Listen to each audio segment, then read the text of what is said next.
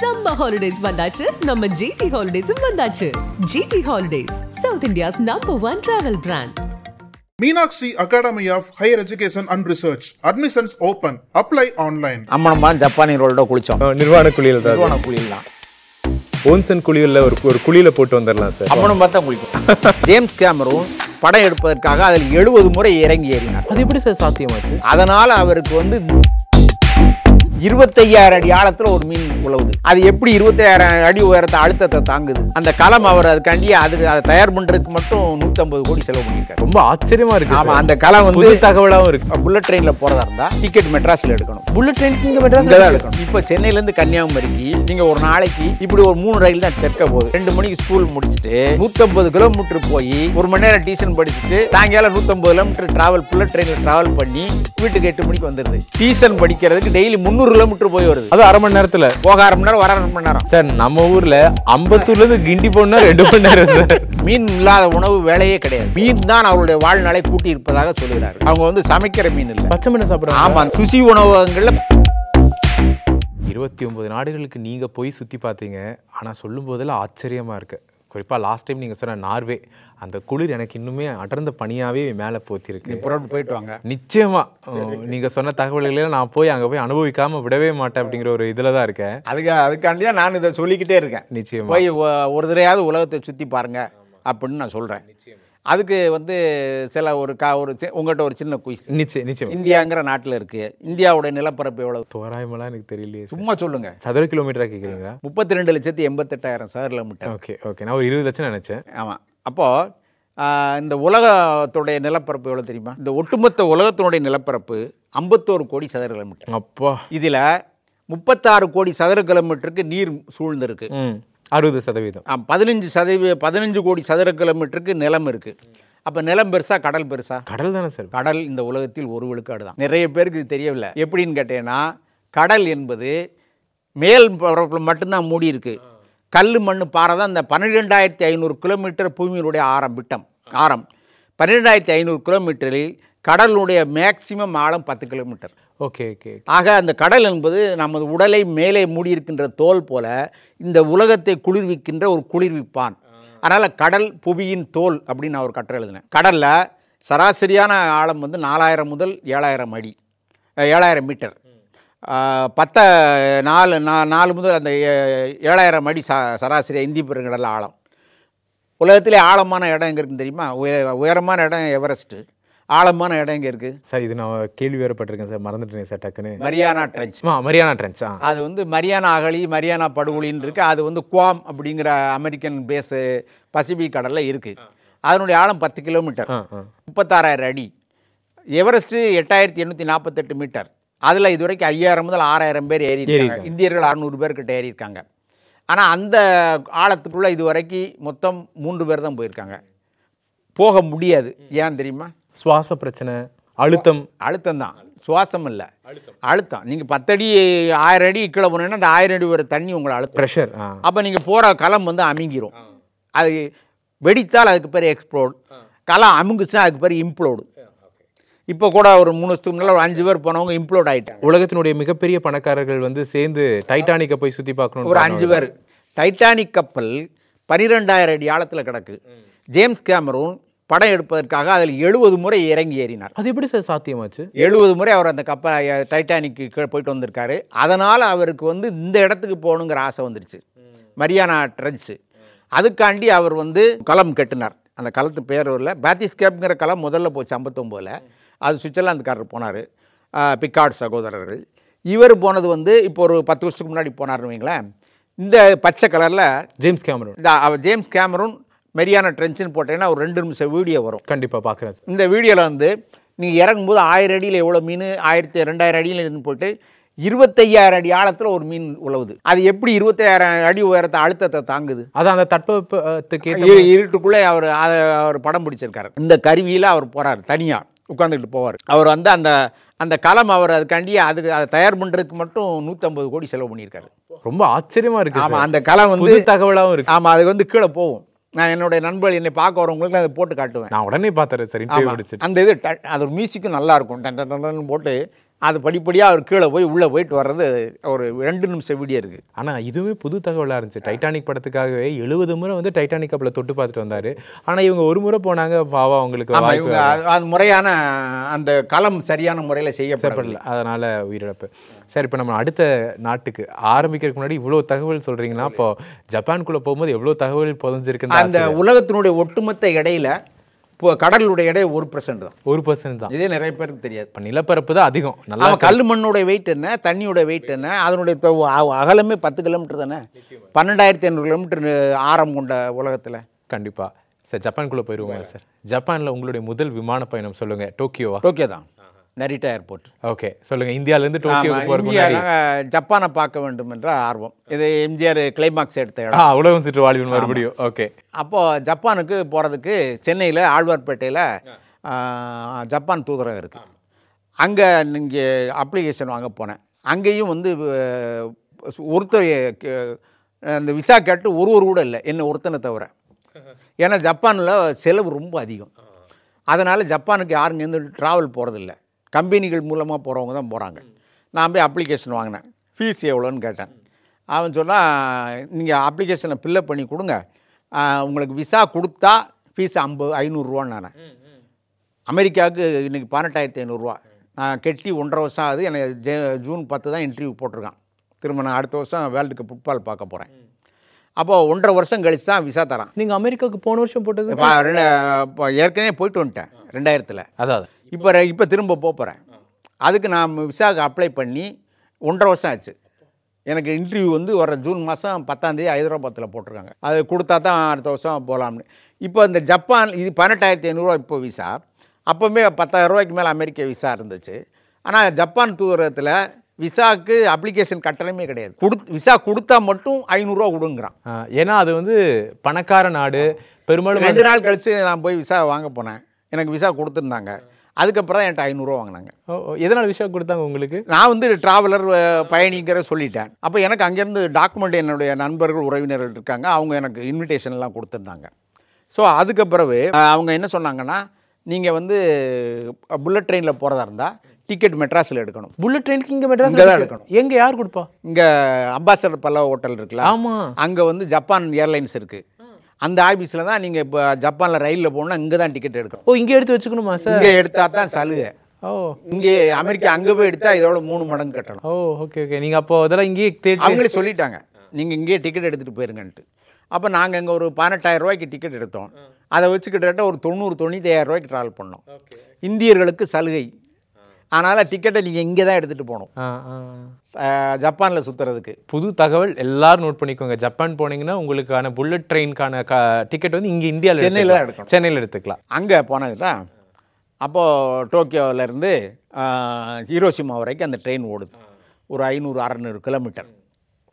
அப்போது எனக்கு 3:30 மணி ட்ரெயினுக்கு டிக்கெட்டு ரிசர்வ் பண்ணியிருக்கேன். 3:15 தான் ஸ்டேஷன் உள்ளே விட்டான். 3:15 போன உடனே 3:20 ஒரு ரயில் வந்துச்சு. நான் உடனே அதில் ஏறிட்டேன். என் கூட என்னோடய உறவினர் ஒருத்தர் 2 பேர் ஏறிட்டோம். அந்த டிக்கெட்டு அந்த பெண்மணி அதை கையில் வாங்கி பார்த்துட்டு, இது வந்து 3:30 ட்ரெயின், நீ கீழே இறங்குன்ட்டான். அப்போ வந்து 3:20 ஒரு ட்ரெயின், 3:30 ஒரு ட்ரெயின். எங்கேருந்து? டோக்கியோவிலேருந்து ஹீரோஷிமா வரைக்கும். அது என்ன தூரம்னு பார்த்தீங்கன்னா, சென்னையிலேருந்து கன்னியாகுமரி. ஓகே. சென்னையிலேருந்து கன்னியாகுமரி 700 கிலோமீட்டர் வரும். அது ஒரு 550-600 கிலோமீட்டர்.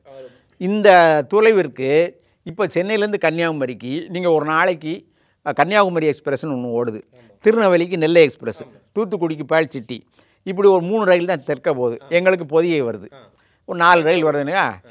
ஆனால் அந்த தொடரி ஒரு 10 நிமிடத்திற்கும் ஒரு தொடரி டோக்கியோவிலேருந்து ஹீரோஷிமாவுக்கு ஓடுகிறது.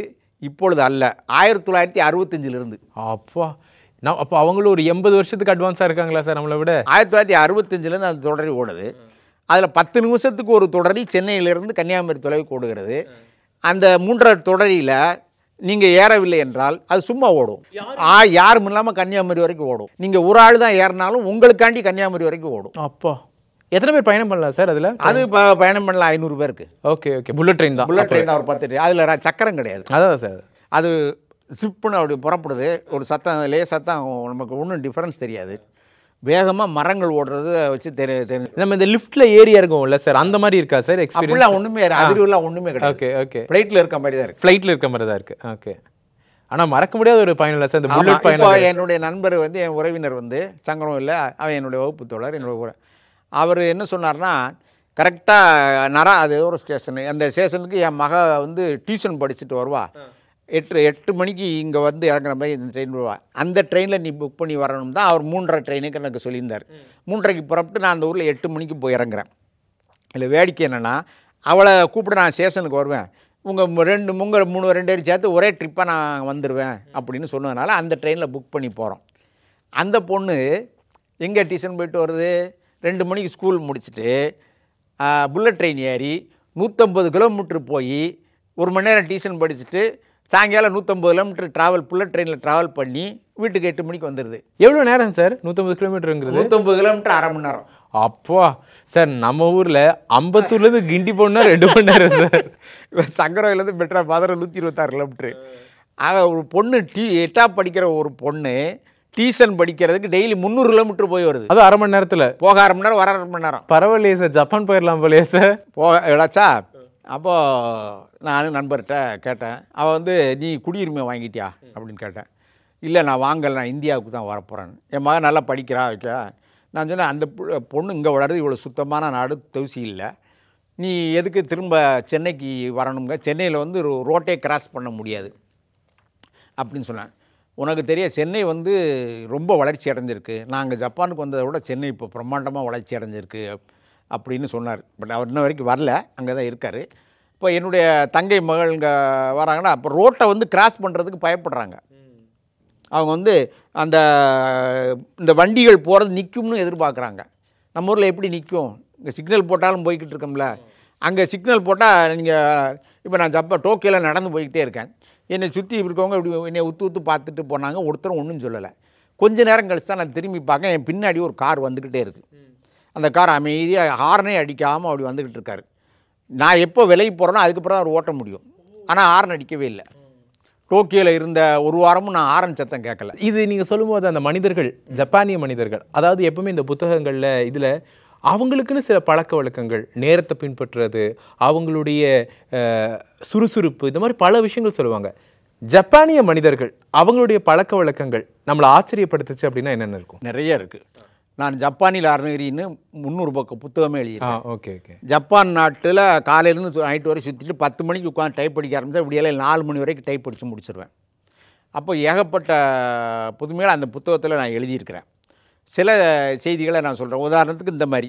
அப்புறம் என் நண்பர்கிட்ட சொல்லியிருந்தேன், ஒரு பழமையான ஜப்பானிய கிராமத்துக்கு நீ என்னை கூப்பிட்டு போகணும், ஒரு ஜப்பானியர் வீட்டுக்கு கூப்பிட்டு போகணும்னு சொல்லியிருந்தேன். அப்போது பழமையான கிராமம் வந்து சிரகவாக்கோ, அது வந்து யுனெஸ்கோ ஹெரிட்டேஜ் சைட்டு. அங்கே எல்லாம் பெரிய பெரிய குடிசை வீடுகள் மாதிரி தான் இருக்குது. அந்த வீடுகள் வந்து தொடர்ச்சியாக 300 ஆண்டுகளாக ஒரே குடும்பங்கள் வாழ்கிற வீடு அந்த ஊர். அது ஒரு யுனெஸ்கோ ஹெரிட்டேஜ். அந்த ஊருக்கு போயிட்டு வந்தோம். ஜப்பானியர்களுடைய பழக்க வழக்கம் இப்போ நம்ம ஊரில் நீங்கள் குற்றாலத்தில் குளிச்சிருக்கீங்கல்ல, வேறு எங்கெல்லாம் அருவியில் குளிச்சிருக்கீங்க? நம்ம கோயம்புத்தூர் சைடு கொடுவேரி குளிச்சிருக்கோம். அப்புறம் இந்த மங்கி ஃபால்ஸ் பொள்ளாச்சி பக்கத்தில். இதில் மாதிரி ஜப்பானியர்களுக்கு ஓன்சன் குளியல் பிரியமானது. இந்த ஓன்சன் குளியல் என்னன்னு கேட்டீங்கன்னா, என்னை வர சொன்னவங்க கோல்டன் ஹாலிடேஸில் வாங்கன்னு சொல்லியிருந்தாங்க. மே 1 to 10 தான் ஜப்பானில் 10 நாள் கோல்டன் ஹாலிடேஸ். Golden holidays. அந்த டயத்தில் நான் போகிறேன். இந்த காலகட்டத்தில் இந்த ஜப்பானியர்களுக்கு வந்து ஆங்காங்கு உலகத்தில் இந்த ஓன்சன்னு ஒரு இடம் 3000 அடி ஆழத்திலிருந்து மினரல் வாட்டரை மேலே கொண்டு வந்து அதை தொட்டிகளில் நிரப்பி வெந்நி சூடாக்கி அதில் படுத்து அந்த வெதுவெதுப்பான தண்ணீர் இல்லை சார் ஆகும். இந்த ஓன்சன் குளியலுக்கு போயிருந்தேன். இதில் முக்கியமான சிறப்பான விஷயம் என்னென்னா, அம்மனம்மா தான் குளிக்கணும் ஓன்சன் குளியல்.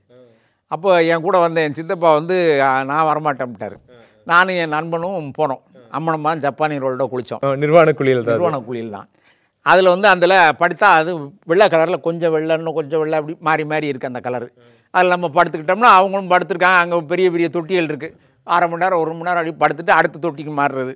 இப்படியே ஒரு 1/2 நாள் அது உள்ள குளித்தோம். என்ன சிறப்பு சார் அந்த அதில்? அது வந்து அந்த மினரல்ஸ் உடலுக்கு தேவையானது அவங்க நீர் சத்துக்களை அதில் கொடுக்குறாங்க.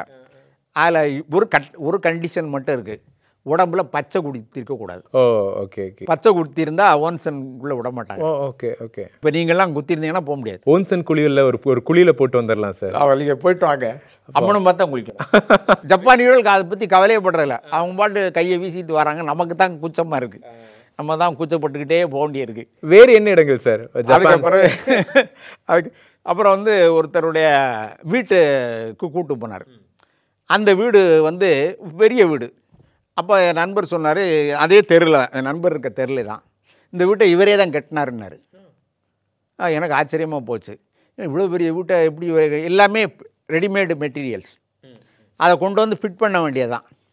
தரையில் பாய் தான், பெரம்பு நம்ம கோரப்பாய் தான் எங்கள் ஊரில் கிடைக்கல. இந்த கோரப்பாய் தான் எல்லா ஜப்பானியர்கள்ட்டையும் தரையில் வச்சுருக்காங்க. வீடு பூரா அட்டை தான். அப்போது சுவையான செய்தி என்னென்னா, ஜப்பானில் போட்ட முடிச்சுன்னு ஒரு கட்டுரை. நான் ஜப்பான் போயிட்டு வந்தது, நார்வேலேருந்து வந்து இந்த கோபாலசாமி நானும் மாமல்லபுரத்துக்கு காரில் போயிட்டு வரோம். அங்கே ஒரு கைடு எங்களுக்கு கூட வந்தார். மத்தியானம் சாப்பிட்டுட்டு இருக்கும்போது நான் ஜப்பான் போயிட்டு வந்த கதையை அவர்கிட்ட சொல்லிக்கிட்டு இருக்கேன்.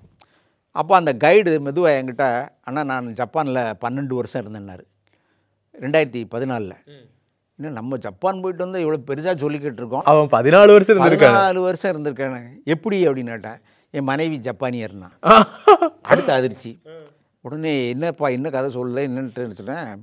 அப்போ நீ வா, நான் வந்து நிறைய பேரை பேட்டி எடுத்து டைப் பண்ணி போட்டுறேன், அது என்னுடைய பழக்கம். அவரை என்னுடைய எங்கள் அலுவலகத்துக்கு வர சொல்லி பேட்டி எடுத்தேன்.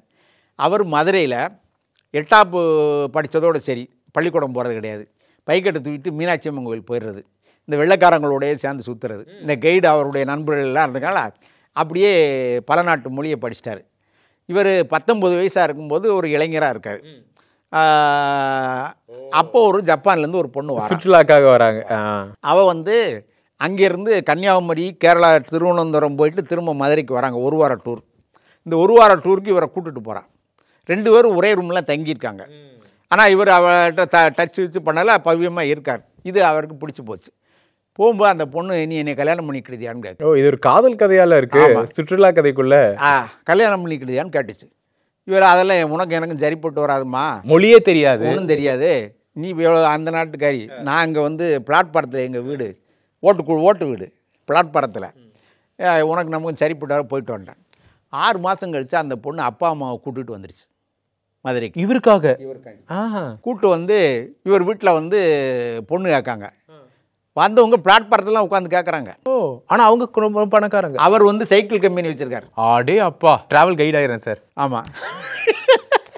அதோட கேளுங்க.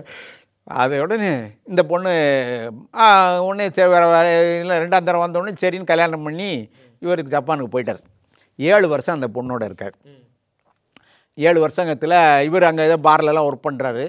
அப்போ 7 வருஷம் ஆச்சு, குழந்தை பெறலை. ஏன்னா அவள் வந்து நம்ம இருப்போம், குழந்தைலாம் வேண்டான்ட்டு. ஒரு லிவிங் டுகெதர் வாழ்க்கை மாதிரி. ஜப்பானிய பெண்கள் குழந்தை பெற இப்பொழுது விருப்பம் இல்லை. அப்படியா சார்? நான் ஜப்பானுக்கு 2013 போகும்போது ஜப்பானுடைய மக்கள் தொகை 12 கோடி.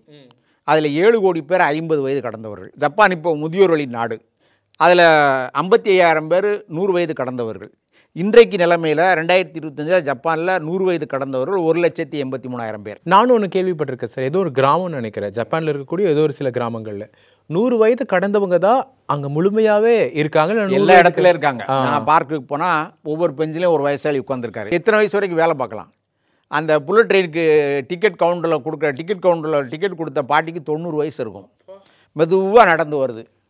அவங்க வந்து மெதுவாக நடந்து வந்து அவங்க எல்லா வேலையும் பார்க்குறாங்க. எவ்வளவு காலம் நீங்கள் வேலை பார்க்கலாம். அது இந்த பார்க்கில் உட்காந்துருக்கவங்களுக்குலாம் குடும்பம்லாம் இல்லை. அவங்க பூரா பகல் பூரா உட்காந்து வேடிக்கை பார்த்துட்ருக்காங்க. அவங்களுக்கும் அதே மாதிரி அமெரிக்கா போல் அரசாங்க கவனிப்பு இருக்குது. சரி, இப்போ இந்த மதுரைக்காரன கதை. இவர் போயிட்டாரா, 7 வருஷம் ஆச்சு, குழந்தை இல்லை. பிறகு பிரச்சனையாகி இவர் இடையில சொல்வார், அவங்க மாமியார் மாமியார் இறந்துட்டாங்க, வீட்டுக்கு போகிறாங்க. நம்ம இங்கே இவங்க தனி கொடுத்தேன்னு இருந்தால் கூட அவங்க அப்பாலாம் வந்து பார்க்குறதே கிடையாது. இறந்ததுக்காண்டி இவர் போகும்போது வந்தவுடனே இவர் ஒரு பூவை கூத்த தூக்கிட்டு போயிருக்காரு. இது எதுக்கு வாங்கிட்டு வந்துட்டாங்க, அந்த வழக்கம் வைக்கிற வழக்கம் இல்லை. சரி மேலே போங்கன்ட்டாங்களாம். 3ஆம் மாடியில் போனால் 5 ஸ்டார் ஹோட்டல் மாதிரி விருந்து ஏற்பாடு. அப்போது விருந்து எல்லோரும் ட்ரிங்க்ஸ் அடித்து சாப்பிட்டுட்டு விருந்து சாப்பிட்டுட்டு இருக்காங்க. இவருக்கு என்னடா இது துக்க வீடு மாதிரியே இல்லையே இருக்கார். பிறகு அது வந்து ஜப்பான் நாட்டில் துக்கத்தை கண்டு அழுகிற வழக்கம் இல்லை. துக்கம் அனுசரிக்கிறதே கிடையாது ஜப்பானில். அப்போ இவங்க அந்த பொண்ணு இவங்க வீட்டில் யாரோ இறந்ததுக்கு அவங்க ஜப்பான்லேருந்து வந்தப்போ இந்த பொண்ணை சுற்றி உட்காந்து எல்லாம் உறவினர்கள் அழுதாங்களாம். இது இப்படியே பார்த்துக்கிட்டே இருந்துட்டு இவங்கெல்லாம் இப்படி அழுதா அந்த உறவினர் எப்படி நிம்மதியாக சொர்க்கத்துக்கு போவார்னு கேட்டுதான் அந்த பொண்ணு. நியாயமான ஒரு கேள்வி தான். ஆமாம், நீங்கள் ஏன் அழுகுறீங்க, அப்போ எப்படி அவங்க இப்படி போக முடியும் அப்படின்னு கேட்டது. 7 வருஷம் கழித்து மனம் முறிவாகி போச்சு, டைவர்ஸ். இவர் பாரில் தொடர்பு கொண்ட இன்னொரு பொண்ணை கல்யாணம் பண்ணிட்டார். 2வது மனைவியும் ஜப்பானியர். அவள் கூட 5 வருஷம் இருக்கார். அந்த 5 வருஷத்துலையும் அவளும் பிள்ளை பெற ஆயத்தமாக இல்லை. இப்போவுமே அந்த வழக்கு இருக்கா சார்? ஜப்பானியர்கள் இப்போ பிள்ளை பெறதில்லை. அதனால் மக்கள் வேகமாக குறைஞ்சிட்டு வருது. வயதான இப்போ 100 வயது 50, நான் 50 சொன்னேன் இல்லையா, இப்போ 60 வயது கடந்தவங்க 7 கோடி பேர் இருக்காங்க. அப்போது இவ வந்து என்ன செஞ்சடா, இந்த பொண்ணோட இருக்கும்போது நான் 95 கோபேன்னு ஒரு ஊரில் ஜப்பானில் பெரிய நிலநடுக்கமாகி பாலம்லாம் இடிஞ்சு கிடக்கிறத தந்தியிலலாம் பக்கம் பெரிய போட்டால் எனக்கு ஞாபகம் இருக்குது. அப்போ கோபே சிட்டிஸில் இவர் இருக்கிறார் இந்த நண்பர். கோபே நிலநடுக்கத்தோடு நான் ஊருக்கு வந்துட்டோம்னார். எனக்கு நல்லா ஞாபகம் இருக்குது. ஆமாம், நான் அப்போவுமே செய்திகளை பார்த்துருக்கேன். இந்த கோபே நிலநடுக்கத்தின் போது இவராக ஒரு மனைவியும் 5வது மாடி வீட்டில் இருக்கிறாங்க. நிலநடுக்கம் ஜப்பானில் ஒரு பழக்கம் என்னன்னு கேட்டீங்கன்னா, 4 பெட்ரூம் இருந்தாலும் டாய்லெட்டு ஒரு நடுக்க ஒரு டாய்லெட்டு மட்டும்தான் வைக்க முடியும். ஒவ்வொரு பெட்ரூமுக்கும் டாய்லெட் வைக்க முடியாது. வீடு வந்து உங்களுடைய பாஸ்போர்ட்டு டாக்குமெண்ட்ஸ் எல்லாம் தலானியில் தான் இருக்கணும். சைடில் ஃபேன் மேலே சீலிங் ஃபேன் போடக்கூடாது. சைடு லைட்டு மாதிரி இப்படி மாதிரி சைடு லைட்டு தான் வைக்கலாம். அப்போ நிலநடுக்கம் வந்துருச்சு. எட்டி பார்த்தாரு. இவர் வீடு 5வது மாடி, இப்போ 2வது மாடியாக இருக்குது. 3 மாடியை காணும். அப்போ ஒரு சேலையை கட்டி ஒரு துணியை கட்டி இறங்கி கீழே வந்தால் இவர் காம்பவுண்டில் உள்ள பல பேர் இடிபாடுக்குள்ளே இறந்து கிடக்காங்க. அந்த பூகம்பத்தோடு அவர் இந்தியாவுக்கு வந்துட்டார், அந்த பொண்ணையை விட்டுட்டு. எங்கள் வீட்டில் சத்தம் போட்டாங்க, 12 வருஷம் ஆச்சு உனக்கு பிள்ளை இல்லைன்ட்டு. திரும்ப அவர் வந்து மாமல்லபுரத்தில் ஒரு பெண்ணை திருமணம் செய்தார். இந்த புத்தகம் எல்லாம் அச்சடித்து நான் வெளியிட்ட பிறகு அவருக்கு ஃபோன் பண்ணி, உங்கள் கதையை நான் இதில் எழுதியிருக்கேன், அந்த புத்தகத்தை வாங்கிக்கோங்கன்னு ஃபோன் பண்ணேன். அப்போ அவருடைய மனைவி ஒன்று அழுதாங்க. என்னென்னா, அந்த நண்பர் இறந்து விட்டார். நான் நான் ஃபோன் பண்ணுறதுக்கு ஒரு வாரத்துக்கு முன்னால் இறந்து விட்டார். அவர் மாமல்லபுரத்தில். இங்கே அவர் திருமணம் செஞ்சு 3 குழந்தைகள். அவர் வந்து கிட்டத்தட்ட ஒரு 2015 இது நடந்த நிகழ்வு ஜப்பானை பற்றி பேசும்போது ஹீரோஷிமா, நாகசாகி இந்த ஒரு விஷயம் நினைவுக்கு வரும். பல இயற்கை சீற்றங்கள், பல உலகப்போர் சமயத்தில் இது மாதிரி பல போராட்டங்களை கண்ட ஒரு நாடு தான் ஜப்பானை பற்றி ஜப்பான் வரலாறு இன்றைக்கும் வந்து வியக்கத்தக்க வரலாறு.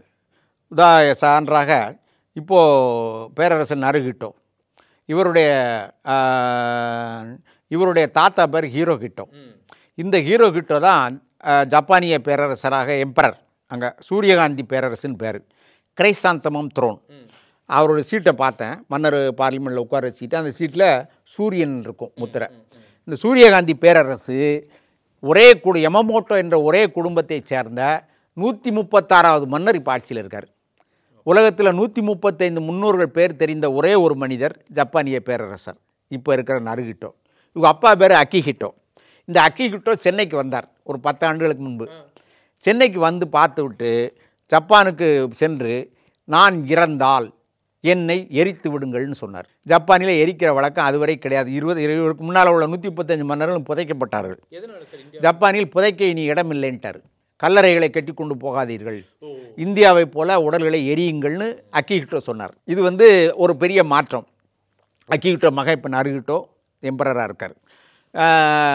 ஜப்பானில் இன்னொரு இந்த சொன்னேன் இல்லையா, இதுக்கு பேர் வந்து இப்போ உங்களுக்கு எத்தனை தாத்தா பேர் தெரியும்? சார் எனக்கு எங்கள் தாத்தா பேர் மட்டும்தான் சார். எனக்கு 6 தாத்தா பேர் தெரியும். செட்டிநாடு பகுதியில் 9-10 தாத்தா பேர் சொல்லுவாங்க.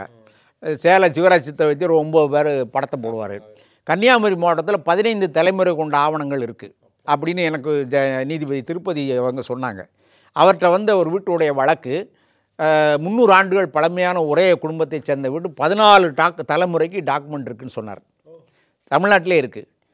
அந்த பிதிரு இறந்தவர்களுக்கு முன்னோர் கடன் கொடுக்குற இதில் ஆமாம், அதில் மராட்டியம் காசியிலலாம் 40-50 தலைமுறை சொல்கிற குடும்பங்கள் இருக்குது. ஆமாம் சார், ஆமாம், அங்கே இருக்கு. அப்போது இந்த இதுக்கு நான் வந்து நீங்கள் சொல்கிறதுக்கு பேர் வந்து ஜீனியாலஜிக்கல் ட்ரீன்னு சொல்கிறீங்க.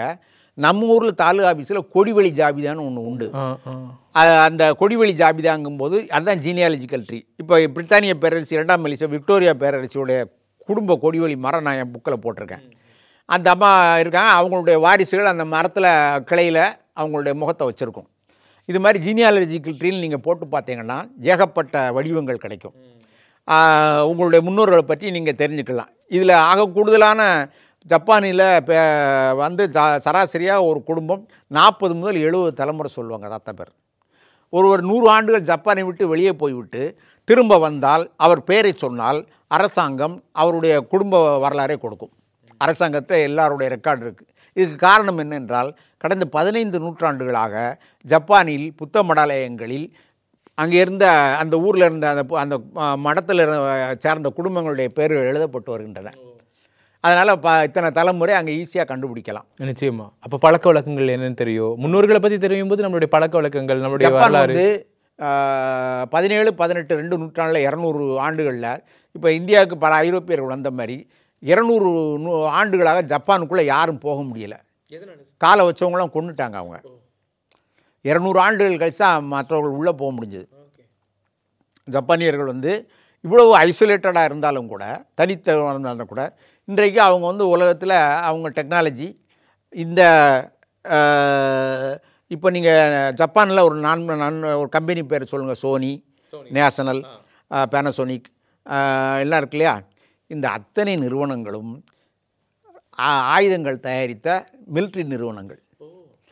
2ஆம் உலகப் போரில் இவங்க அணுகுண்டை போட்டு ஜப்பானிய இது பண்ண பிறகு இனிமேல் நீங்கள் வந்து படைக்கருவிகளை தயாரிக்கக்கூடாதுன்னு அமெரிக்கா விதித்த கட்டுப்பாட்டுக்கு பிறகு தான் இவங்க எலக்ட்ரானிக்ஸுக்கு மாறுறாங்க. பிறகு எலக்ட்ரானிக்ஸில் பெரும் புரட்சியை 70களில் இவங்க பயங்கரமான இதுக்கு வந்து கார்கள் வந்து இன்றைக்கி அமெரிக்கா சேர்ந்த ஐரோப்பாலாம் ஜப்பான் கார் தான் ஓடுது. இன்றைக்கு உலகத்தில் அமெரிக்காவுக்கு கொடுத்து 2வது பெரிய பொருளாதாரம் ஜப்பான். இப்போ தான் சீனா தான் ஒரு 4-5 வருஷத்துக்கு முன்னாடி 2ஆம் இடத்துக்கு வந்திருக்கு. ஆனால் 100 கோடி சீனர்கள், அவங்க 12 கோடி. இன்றைக்கு 140 கோடி இந்தியர்களுடைய வருமானத்தை விட ஜப்பானியர்களுடைய வருமானம் கூடுதல். அதில் ஒவ்வொரு சோனி கம்பெனியுடைய வருமானம் இங்கே ஒரு ஸ்டேட் வருமானம். எங்கே ஆரம்பித்தேன் பாருங்கள், புல்லட் ட்ரெயினில் ஆரம்பித்து ஹிரோஷிமா போய் அவங்களுடைய பழக்க வழக்கங்கள், மதுரைக்காரர் எப்படி ஜப்பான் பண்ணாருன்னு போனோம். அப்போ எப்படி உணவு விட முடியும்? ஜப்பானில் உணவு அப்படிங்கிறது கலாச்சாரமாகவே ரொம்ப பாரம்பரியமான உணவுகள் ஜப்பானில் இருக்கும். நீங்கள் பார்த்த உணவு வகைகள் பற்றி சொல்லுங்கள். ஜப்பானில் சிறப்பான இது என்ன என்றால், ஜப்பானியர்கள் மீன் சாப்பிடுகிறார்கள் நாள்தோறும். இன்றைக்கு ஜப்பான் தான் உலகத்தில் 100 வயசு கடந்தவர்கள் 1,83,000 பேர் என்று சொன்னேன். அதற்கு காரணம் அவருடைய உணவு பழக்க வழக்கம். அங்கே வந்து இப்போ கேரளாவில் சிவப்பரிசி நீங்கள் சாப்பிட்ருப்பீங்களா? அதே போல் கனமான வெள்ளை அரிசி ஜப்பானில் அவர்கள் அரிசி தான் சாப்பிடுகிறார்கள். மத்தியான லஞ்ச் வந்து இந்த அரிசியை நிறைய வச்சுட்டு அது மேலே 2 மீன் வச்சுருப்பாங்க. மீன் கட்டாயமாக இருக்குது. மீன் இல்லாத உணவு வேலையே கிடையாது. மீன் தான் அவருடைய வாழ்நாளை கூட்டியிருப்பதாக சொல்கிறார்கள். இந்த மீன்கள் விதவிதமான மீன்கள் இருக்கின்றன. நண்பர் சுஷி என்ற உணவகத்துக்கு கூட்டு போனார். அந்த சுஷி உணவகத்தில் நம்ம உட்காந்துருந்தால் தட்டு சுற்றிக்கிட்டே வருது டேபிளில். அதே போல் சுஷி உணவு இங்கே நுங்கம்பாக்கத்தில் இருக்குன்னு சொன்னாங்க. நான் போய் பார்க்கல. அந்த சுஷி உணவகத்தில் சுற்றிக்கிட்டே வரும். நமக்கு வேண்டியதை எடுத்து தட்டில் வச்சு சாப்பிட்டுக்கிட்டே இருக்கலாம். அதில் வந்து பெரும்பாலும் எல்லாமே பச்சை மீன். அவங்க வந்து சமைக்கிற மீன் இல்லை, பச்சை மீன் சாப்பிட்றாங்க. ஆமாம், அந்த மத்தியான இதில் வேக வச்ச மீன். சுஷி உணவகங்களில் பச்சை மீன் தான், துண்டு துண்டாக பச்சை மீன் தான். அதுக்கு வந்து சட்னி தொக்குக்குன்னு ஏதோ வச்சுருக்காங்க. அதைத்தான் தொட்டு திங்க வேண்டியிருக்கு. அது அந்த ஒரு நம்ம ஸ்லைஸ் சின்னதாக இருக்குது. ஓகே, பச்சை மீன் தான் நிறைய சாப்பிட்றாங்க. இப்போ மீன் தான் வாழ்நாளை, மீன் தான் அவருடைய வாழ்நாளை கூட்டி இருக்கிறது. அதேபோல் நம்மளும் மீன் உணவுக்கு இதாக. கேரளாவில் இப்போ நான் ஒரு வாரத்துக்கு முன்னாடி ஒரு பதிவு போட்டேன். கேரளாவில் 50 விழுக்காட்டினர் நாள்தோறும் மீன் சாப்பிடுகிறார்கள். அதுக்கு காரணம் என்னென்றால், கேரளா அரபிக்கடல் ஒரு 700 கிலோமீட்டர் கடற்கரை இருக்கிறது. அந்த மாநிலத்துடைய அகலம் 150 கிலோமீட்டர் கிடையாது. அதனால் ஈஸியாக எல்லா ஊர்களையும் கிடைக்கும். இப்போ எங்கள் ஊரில் நான் சின்ன பிள்ளையாக இருக்கும்போது தூத்துக்குடியிலேருந்து வாரத்துக்கு ஒரு தடவை ஞாயிற்றுக்கிழமை தான் மீன் வரும். கிலோ 5 ரூபாய்க்கு நான் மீன் வாங்கியிருக்கேன். என்னுடைய 10 வயசுலலாம் கிலோ 5 ரூபாய்க்கு. இன்றைக்கி 500 700 800 வருது இல்லையா? ஒரு வாரத்துக்கு ஒருக்கா தான் மீன் வரும். அப்போ வந்து கோழிக்கறி கடை கிடையாது, பிராய்லர் கோழி கிடையாது. 90க்கு பிறகு தான் பிராய்லர் கோழி வருது. அப்போ வந்து ஆட்டுக்கறி கடைகள் மட்டும்தான் உண்டு. இப்போ இது வந்து உணவு புரட்சி நம்மளுமேவும். இப்போ 90க்கு பிறகு தான் நம்ம கோழி சாப்பிட்றோம். இப்போ கோழி சாப்பிட போய் நம்ம உருவங்களாம் அப்போ எலும்புந்தோலுமாக இருந்த குழந்தைகள்லாம் இப்போ நல்லா இருக்குது. இது தமிழ்நாட்டிலே நம்ம கண்ணால் நாங்கள் பார்த்த முன்னேற்றம். ஆகையினால உணவு பழக்க வழக்கம்தான் அவங்களுடைய வாழ்நாளை கூட்டும். இப்போ ஜப்பானியர்களுக்கு வாழ்நாளை கூட்டுவதற்கு காரணம் அவர்களுடைய இந்த அரிசியை அவர்கள் வந்து 18 விழுக்காடு நிலம்தான் ஜப்பானில் பயன்படுத்தக்கூடியது. மற்ற இடங்கள் பூகம்பம். இந்த நிலநடுக்கம் ஏன் ஏற்படுகிறது என்று கேட்டால், நீங்கள் ஜப்பான் வரைபடத்தை எடுத்து பார்த்தால் ஜப்பானுக்கு கிழக்க 16,000 கிலோமீட்டர் அகலத்துக்கு பசிபிக் கடல் இருக்குது. ஒன்றுமே கிடையாது. இந்த உலகம் கிழக்கு நோக்கி சுற்றும் பொழுது பசிபிக் கடல் மேற்கு நோக்கி ஜப்பான் அலைகளை தள்ளிக்கொண்டே இருப்பதால் வருஷத்துக்கு 7 சென்டிமீட்டர் ஜப்பான் நகர்கிறது. இன்னும் சில லட்சம் ஆண்டுகளில் சீனாவோட போய் ஒட்டிடும். இது தள்ளிக்கிட்டே போகிறதுனால அடிக்கடி அங்கே பூகம்பம் வருது. அதனால் இப்போ வீடுகளில் வந்து நான் அந்த வீடு கட்டுறதை ஃபோட்டோ எடுத்து போட்டிருக்கேன். இப்போ வீடு கட்டுறதுன்னா இப்போ கல் மண் சிமெண்ட் கிடையாது. இந்த மரங்களுக்கு இடையில் ஸ்ப்ரிங் வச்சுருக்காங்க. அப்போ அந்த பூகம்பம் வரும்போது வீடு ஆடும், விழாது. நிச்சயமாக டோக்கியோவில் 100 மாடி கட்டடம் இருக்குது. 100 மாடி கட்டடமும் விழாது. ஒவ்வொரு மாடிக்கும் அவ்வளோ பெரிய ஸ்ப்ரிங் இருக்குது. 100வது மாடி 3 அடிக்கு சாஞ்சு நிமிந்துடும். பூகம் வராமல் இருக்கும். வந்தால் கூட பூகம்பம் வந்து எப்படி சமாளிக்கிறது? 100வது மாடியில் இருக்கும்போது 3 அடிக்கு சாஞ்சு நிமிந்தா உங்களுக்கு எப்படி இருக்கும்? கெதி கலைங்க இப்போ உயிரே போயிடும், ஹார்ட் அட்டாக்கே வந்துடும். ஆனாலும் அது கட்டுமான ஸ்ட்ராங்காக இருக்குல்ல இருக்குது. இப்போ பூகம்பம் வந்தால் 3 அடிக்கு தரையிலேருந்து வீடு எந்திரிச்சு நிற்கிற மாதிரி டெக்னாலஜி வந்திருக்குன்னு இப்போது ரீசெண்டாக செய்திகள் வருது. பூகம்பம் வந்தால் அத்து வீடு பறந்துடும். சார், உங்களுடைய உலக பயண அனுபவங்களை ஒவ்வொரு முறையும் சொல்லும்போது அதே ஆர்வம், அதை பார்க்கறதுக்கு போகிறதுக்கு முன்னாடி இருந்த ஒரு ஆர்வத்தை பார்த்துட்டு வந்துமே அதை திகட்டாமல் மற்றவங்களும் அதை போய் பார்க்கணுங்கிற அளவுக்கு சொல்லும்போது கூடுதல் மகிழ்ச்சி சார். மற்றொரு சுவாரஸ்யமான தகவலோடு நான் உங்களை சந்திக்கிறோம். நன்றி சார். நன்றி, வணக்கம். Thank you sir.